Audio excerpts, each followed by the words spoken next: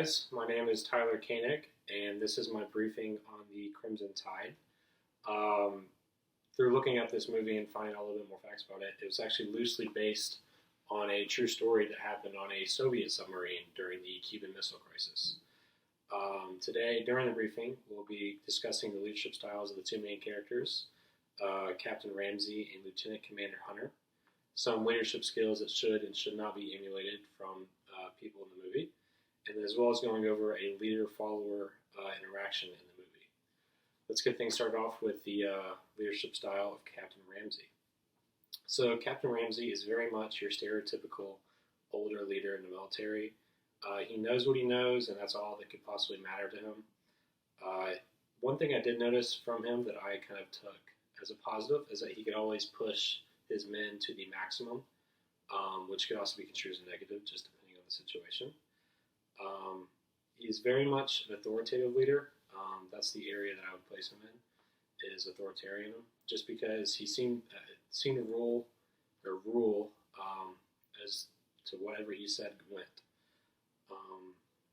In the beginning of the movie, he actually said multiple times that he was fine with someone questioning him, which at the beginning kind of made you feel a little bit more closer to him, because you're like, okay, he can take a little bit of criticism. But throughout the movie, you can see through his actions that in reality, it was kind of hypocritical of him to say, because whenever Lieutenant Commander Hunter actually criticized him,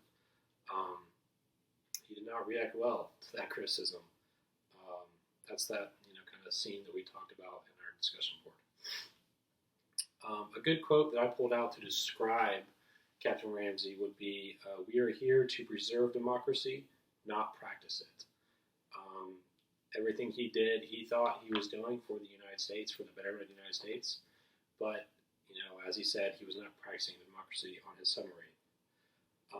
In a normal circumstance, I do not believe that his leadership style in that scenario of a military submarine would be that bad. You kind of need a person like that to make calls and make hard decisions. But in an extreme situation like a nuclear launch that could have incredible fallout, there needs to be a check and balance system in place, which there is, but he did not really follow. Lieutenant Commander Hunter is very much the hero of the story, kind of like the flip side of Captain Ramsey. The first scene that kind of struck me of how he was as a leader was the scene where he charged into the fire in the galley, and it kind of showed to me that he was willing to sacrifice for his men. He's willing to put himself on the front lines. I would describe the XO Hunter as probably being more of a coach leader, a coach type leader, because of his ability that he showed multiple times to emphasize and empathize with his followers and those that he was above. That was one thing that even Captain Ramsey commented on, was that he really is able to touch the pulse of the men. More often than that, he put his faith and trust in those below him. He trusted that they would come through. He's put his faith into them, his trust, and in return they gave it back to him, as you could see with the couple storylines that played throughout the movie.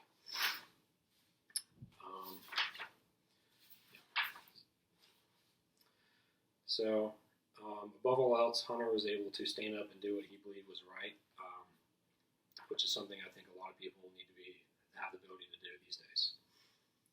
So, moving on to leadership styles that we would want to emulate in real life. While Captain Ramsey was obviously painted as the bad guy, I do think there is some value to the style of leadership that he portrayed in the movie.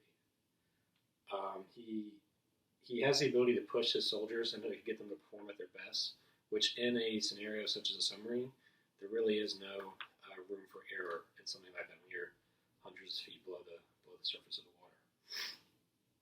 Now, as the movie showed, in a situation like where he is not right, where he does not have the right call, but he continues on with it because that's how he is. He's an authoritative leader, and it can have extremely dire consequences. That's something that you would not want to emulate, It's his inability to take criticism and his inability to hear the other side.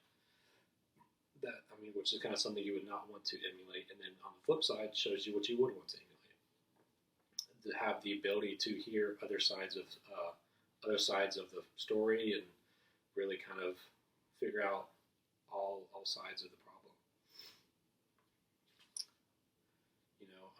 Another thing that I found interesting was that Lieutenant Commander Hunter was really there was very few things that you would not want to emulate from him.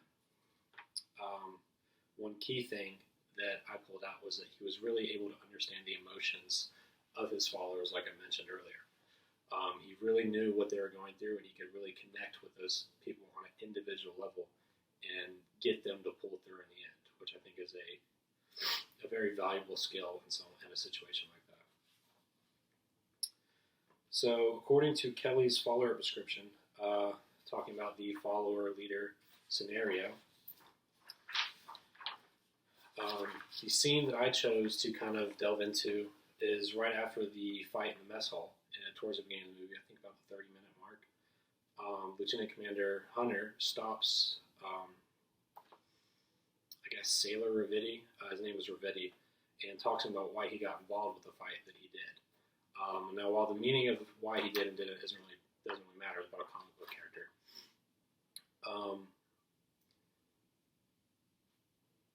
Lieutenant Commander Hunter recognized his value that he brought to the ship and commented on the fact that he was a supervisor.